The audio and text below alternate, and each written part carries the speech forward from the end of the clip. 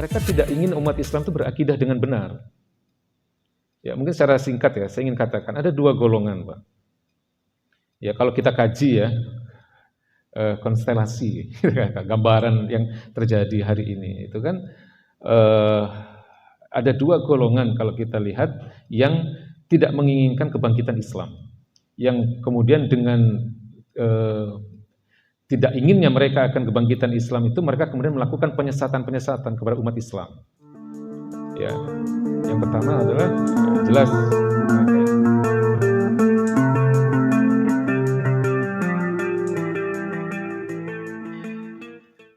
Islam sebagai sebuah agama itu adalah, saya katakan di awal tadi, ya'lu wa la yu'la alaih, tinggi dan tidak ada yang lebih tinggi darinya. Islam itu sempurna. Islam itu mulia. Islam sebagai sebuah agama. Tapi kita sebagai Muslim, ya, Islam dengan Muslim berbeda ya Pak. Islam itu ajarannya, Muslim itu orang yang memeluknya, kan begitu. Tapi kita sebagai Muslim belum tentu selamat dalam memegang Islam ini. Paham maksudnya Pak ya? Islamnya nggak akan pernah bisa dihancurkan. Islamnya nggak pernah bisa direndahkan. Islamnya nggak pernah bisa dilemahkan, karena itu udah janji Allah dan Rasulnya. Ya, tapi Allah Subhanahu wa taala dalam banyak ayatnya itu memperingatkan kepada kita agar kita benar-benar memegang Islam itu dengan sempurna. Ya, Nabi juga begitu. Nabi itu banyak dalam ayatnya agar kita itu berislam dengan benar. Ya. Allah katakan wa anihkum bainahum bima anzalallah. Hendaklah kalian itu mengatur kehidupan kalian dengan apa yang telah diberikan oleh Allah, dengan apa yang telah diturunkan oleh Allah. Bima anzalallah, maksudnya dengan Al-Quran. Aturlah kehidupan kalian itu dengan Al-Quran. Hukum-hukum, ambillah hukum-hukum itu dari Al-Quran. Ya. Wala tattabi' ahwa'ahum, jangan engkau ikuti hawa nafsu mereka. Wahdharhum an yaftinuka an ba'di ma anzalallahu ilaika. Berhati-hatilah kalian, karena mereka akan terus memperdaya kalian agar kalian tidak mengimani sebagian dari isi kitab ini. Dan itu terjadi hari ini kan? Umat Islam itu mengimani sebagian ayat Quran dan mengingkari, bukan mengingkari, mereka tidak peduli. Kalau mengingkari mungkin terlalu jauh ya, kita memvonis ya. Tapi mereka tidak peduli. Mereka hanya peduli dengan ayat-ayat yang terkait dengan persoalan ibadah ritual. Tapi banyak umat Islam itu tidak peduli ketika mereka melakukan persoalan-persoalan yang muamalah, hubungan antar manusia. Sehingga melakukan aktivitas ribawi tidak merasa berdosa, melakukan ikhtilat ya, ikhtilat itu campur baur laki perempuan, itu kan haram tuh sebenarnya Pak. Ya, anak muda sudah pacaran, orang tuanya diam aja, nggak ngasih tahu. Nah ini nggak peduli. Nah ini yang saya katakan tadi, tidak ada kesadaran tentang bagaimana memeluk ajaran Islam yang benar. Dan itu sudah Allah peringatkan. Atau mungkin dalam ayat yang populer, walan tardu ankal yahudu walan nasara hatta tattabi'a millatahum. Ya, mereka itu nggak akan ridho kepada kalian. Ya, Allah katakan Yahudi dan Nasrani. Walan tardu ankal yahudu walan nasara hatta tattabi'a millatahum. Ya, sampai kalian mengikuti milah mereka. Milah itu aturan kehidupan. Ya. Karena Nabi juga mengatakan ya'ti 'alan nas zamanun. Akan datang kepada manusia suatu zaman al-qabidu ala dinihi kal-qabidu alal jamri. Di mana manusia, maksudnya orang-orang beriman, ketika mereka ingin menggenggam teguh agamanya, memegang erat agamanya, kal-qabidu alal jamri, bagaikan menggenggam bara api. Nabi katakan begitu. Artinya apa? Memegang teguh agama ini dengan benar, hari ini bukan sesuatu yang mudah. Ya, hari ini kita itu kalau ingin berakidah dengan benar, itu sesuatu yang digambarkan oleh baginda Nabi itu bagaikan menggenggam bara api. Berat, kadang-kadang menyakitkan. Ya, ada ulama yang ditahan hanya karena ingin mempertahankan prinsip-prinsip keislamannya. Ada yang dibunuh, ada yang disiksa. Ya. Jadi ini zaman yang tampaknya dikatakan oleh baginda Nabi ini ada di zaman kita ini. Ya. Jadi banyak upaya-upaya penyesatan yang dilakukan kepada umat Islam. Ya, agar umat Islam itu menyimpang dari akidahnya. Makanya Allah dan Rasulnya mengingatkan, ya, kalau Islamnya sih tidak ada masalah, Islamnya tetap akan mulia, tetap akan sempurna, tetap akan tinggi. Tapi kita belum tentu selamat di dalam memegang akidah ini. Ya, makanya hadir dalam kajian-kajian seperti ini penting, ya, untuk mencas keimanan kita, gitu kan? Jadi itu yang saya ingin katakan, bahwa akidah kita atau keimanan kita sebagai seorang muslim itu harus utuh, karena ini yang akan menjadi bekal kita nanti di hadapan Allah Subhanahu wa taala. Ya, orang melakukan maksiat itu bisa dibersihkan, Pak. Dosa-dosa itu akan diazab. Jadi mungkin saya pernah sampaikan ya. Ini ucapan Nabi ya. Nabi kan mengatakan man kana akhirul kalam la ilaha illallah dakhala jannah. Ya, barang siapa yang ucapan terakhirnya adalah la ilaha illallah, dia akan masuk surga. Dalam satu redaksi yang lain, dalam hadis sahih yang lain, baginda Nabi pernah mengatakan di hadapan Abu Dzar Al-Ghifari, sahabat Nabi yang mulia. Man qala la ilaha illallah tsumma mata 'ala dzalika yadkhulul jannah. Barang siapa dia mengucapkan kalimat la ilaha illallah, kemudian dia mati dengan membawa kalimat itu, maka dia akan masuk surga. Abu Dzar Al-Ghifari bertanya, wa in zana wa in sarqa ya Rasulullah. Meskipun dia berzina dan dia mencuri ya Rasulullah. Wa in zana wa in sarqa. Baginda Nabi mengatakan begitu. Diulangi lagi, wa in zana wa in sarqa ya Rasulullah. Nabi mengatakan wa in zana wa in sarqa. Meskipun dia berzina dan dia mencuri. Diulangi lagi sampai 3 kali. Wa in zana wa in sarqa ya Rasulullah. Wa in zana wa in sarqa. Diulangi lagi sampai 3 kali. Dan diakhiri dengan kalimat baginda Nabi mengatakan, meskipun engkau tidak suka. Gitu. Jadi hadis ini saya sampaikan bukan berarti bahwa kemaksiatan itu sesuatu yang boleh ditolerir. Ya. Kemaksiatan tetap dosa besar. Berzina, mencuri itu dosa besar yang akan diazab, dibersihkan di neraka, dicuci dan seterusnya. Tapi kalau orang itu keimanannya masih benar, dia masih mengesahkan Allah, dia tidak mengakui adanya sembahan selain Allah, dia mengakui kebenaran Al-Quran secara utuh, dia mengakui kenabian baginda Nabi besar Muhammad SAW, dia masih masuk surga nanti. Setelah dosa-dosanya dibersihkan. Tapi imannya benar, gitu lah Pak. Tapi kalau imannya sudah tidak benar di depan, ini sudah masalah. Sudah amal solehnya nggak tahu dihitung atau enggak. Dan karena apa? Dia belum tentu digolongkan sebagai kaum muslimin. Karena orang kafir itu kan tadi ayatnya saya bacakan, "Wa may yabtaghi ghairal Islam dinan fala yuqbala minhu." Ya. Barang siapa memilih selain Islam, maka tidak akan diterima amal-amalnya sebaik apapun dia. Dia mau bantu manusia sebanyak hartanya berapapun, ya, dia mau melakukan hal-hal yang baik apapun, tapi kalau dia tidak mengimani Allah dengan benar, dia tidak mengimani kenabian baginda Nabi besar Muhammad SAW, nggak ada artinya itu. Makanya iman itu harus benar dulu. Keimanan itu harus benar secara mutlak, gitu ya. Karena iman itu kan bahasanya para ulama itu tasdikul jazim, pembenaran yang pasti. Tidak boleh ada keraguan. Ya. Jadi itu yang saya katakan tadi. Nah, kita itu sebagai kaum muslimin, itu tugasnya berat Pak untuk menjaga keimanan ini. Apalagi hari ini, banyak penyesatan yang dilakukan. Memang ada pihak-pihak tertentu yang saya katakan, mereka tidak ingin umat Islam itu berakidah dengan benar. Ya, mungkin secara singkat ya, saya ingin katakan, ada 2 golongan Pak. Ya, kalau kita kaji ya, konstelasi, gambaran yang terjadi hari ini. Itu kan ada dua golongan kalau kita lihat yang tidak menginginkan kebangkitan Islam, yang kemudian dengan tidak inginnya mereka akan kebangkitan Islam itu, mereka kemudian melakukan penyesatan-penyesatan kepada umat Islam.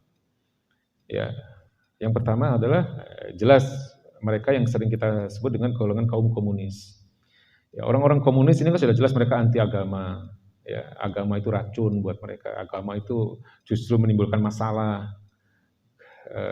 Kemudian Tuhan itu tidak ada. Ini orang-orang komunis. Mereka ini mudah untuk diindra. Artinya orang-orang komunis kan jelas rusaknya gitu kan.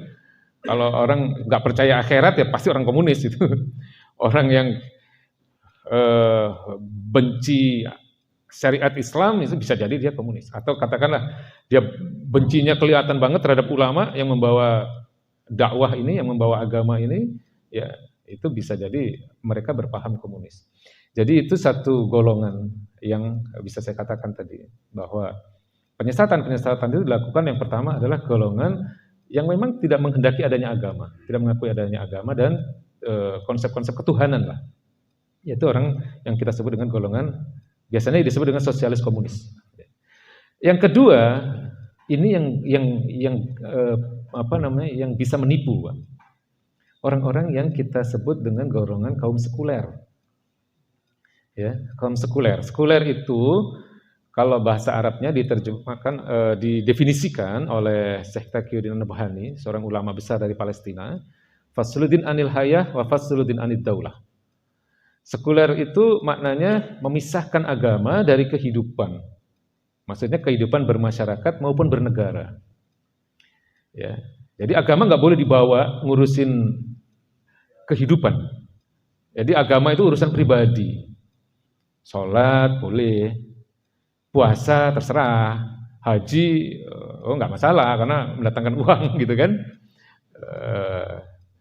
Tapi jangan coba-coba ngomong soal ekonomi misalnya gitu kan. Jangan coba-coba ngomong syariat Islam kalau mau ngurus masalah hukum misalnya. Artinya agama bagi orang sekuler itu terlarang untuk mengurusi persoalan-persoalan muamalah atau yang kita sebut dengan persoalan-persoalan hablum minan nas. Ini namanya sekuler. Mungkin definisi yang gampang, yang mudah, mereka itu masih mengakui adanya agama, tapi mereka nggak mau hidup mereka diatur oleh agama. Ini orang-orang sekuler. Orang-orang seperti ini yang gampang menipu, yang mudah menipu kita, Pak, yang mudah menipu umat Islam. Karena mereka ini secara zahirnya ya bisa jadi berasal dari golongan yang mengaku sebagai kaum muslimin juga. Ya. Jadi terbagi atas dua golongan, dari luar Islam dan dari dalam Islam, orang sekuler itu. Nah, kalau dari luar Islam sudah jelas kita tahu, ya. Tapi kalau mereka dari dalam Islam ini menipu biasanya, menggunakan bahasa-bahasa yang ilmiah. Kemarin ada istilah moderasi beragama, gitu kan? Ya, tahu ya Bapak ya, yang aktif di sosial media tahu nih pasti, yang sering lihat YouTube. Apa yang disampaikan dalam kajian yang judulnya moderasi beragama itu? Ya, seorang mbah yang cukup tua, Mbah Sakur lah, saya sebut aja namanya. Ya, jangan dipanggil Buya, karena Buya itu panggilan kehormatan. Ya, jangan, karena menurut saya dia tidak pantas untuk dihormati. Karena apa? Yang pertama dia sampaikan Nabi Muhammad itu orang yang tidak pernah merasa benar. Bagaimana mungkin ini, Pak? Dengan baju keislaman, kajian keislaman, yang pertama dia menanamkan satu pemahaman untuk tidak menghormati Nabi Muhammad, kan? Nabi Muhammad dikatakan orang yang tidak pernah merasa benar. Padahal Nabi mewajibkan kita untuk mengikuti sunnah beliau. Alaikum bisunnati. Wajib bagi kalian untuk mengikuti sunnahku. Taraktu fikum amroini lan tadzilu abadan in tamassaktum bihima kitaballahu wa sunnata rasulih. Aku tinggalkan bagi kalian dua perkara, di mana jika kalian berpegang teguh kepada dua perkara itu kalian tidak akan tersesat selama-lamanya, yaitu kitab Allah Al-Qur'anul Karim wa sunnatu rasulih, dan sunnah-sunnah rasulnya. Maksudnya apapun yang menjadi ucapan Rasulullah, perbuatan Rasulullah dan persetujuan Rasulullah kepada para sahabat, itu wajib untuk kita ikuti. Kalau Nabi mewajibkan, masa Nabi tidak merasa benar? Ini kan logika aja kan? Ya. Yang kedua dia katakan Islam itu tidak sempurna. Mana ada yang sempurna di dunia ini? Padahal jelas Allah katakan al-yauma akmaltu lakum dinakum. Hari ini telah aku sempurnakan bagi kalian agama kalian. Akmaltu itu artinya sempurna dalam arti, jadi Allah katakan al-yauma akmaltu, pada hari ini telah aku sempurnakan ya, dinakum, agama kalian. Kata akmala itu artinya menyempurnakan dalam pengertian tidak perlu ada perubahan, tidak ada perlu penambahan, tidak perlu ada pengurangan. Itu makna dari kata akmaltu. Jadi Islam itu sudah tinggal diterapkan saja. Nggak boleh mau dimoderasikan, gitu kan? Jadi orang-orang yang awam yang nggak sering ikut kajian-kajian keislaman yang benar itu bisa tertipu dia dengan kalimat-kalimat yang terkesan ilmiah tadi. Atau kemarin atau saya teruskan dulu tadi Mbah Sakur ya. Dia katakan kalimat tauhid, la ilaha illallah, itu bukan kalimat yang menyatakan keesaan Allah. Bayangkan, Pak. Jadi itu kalimat yang mengajak kita kepada persatuan, dia bilang. Ini kan ngajak nggak benar. Ngajak nggak benar ini. Nauzubillah gitu. Terus banyak lagi lah kalau kita lihat, itu katanya di dalam Ka'bah ada patung Bunda Maria dan sebagainya. Dia tahu dari mana juga kita nggak tahu ya. Ya intinya upaya-upaya penyesatan akidah itu terus akan dilakukan. Yang saya katakan tadi bahwa kalau itu datang dari orang-orang yang mengaku Islam itu bisa menipu. Kemarin ada salah seorang pejabat, ya saya harus katakan, yang dia ajak, yang dia narasikan, yang dia katakan itu tidak benar, ya. Menggunakan istilah rekontekstualisasi fikih klasik. Ini kan bahasa yang saya aja apa sih maksudnya awalnya begitu, tapi setelah saya kaji kemudian maksudnya adalah dia ingin mengatakan bahwa fikih Islam yang ada itu tidak sesuai dengan konteks zaman, kan begitu Pak? Jadi bahasanya kan ilmiah banget, rekontekstualisasi fikih klasik. Orang ini ngomong apa? Tapi setelah saya dengar, saya kaji lagi, kemudian saya baca, oh, jadi dia ingin istilahnya membuat aturan-aturan baru yang mengatasnamakan Islam, ya, dengan menghilangkan hukum-hukum fikih yang sudah ada, gitu. Bukan beristihad ya, kalau istihad itu beda ya. Jadi dia ingin menciptakan aturan-aturan atau fikih-fikih yang baru lah katakanlah seperti itu. Dan sekaligus juga mengatakan bahwa fikih Islam yang ada, yang dikatakan sebagai fikih klasik tadi itu enggak sesuai dengan zaman. Ya.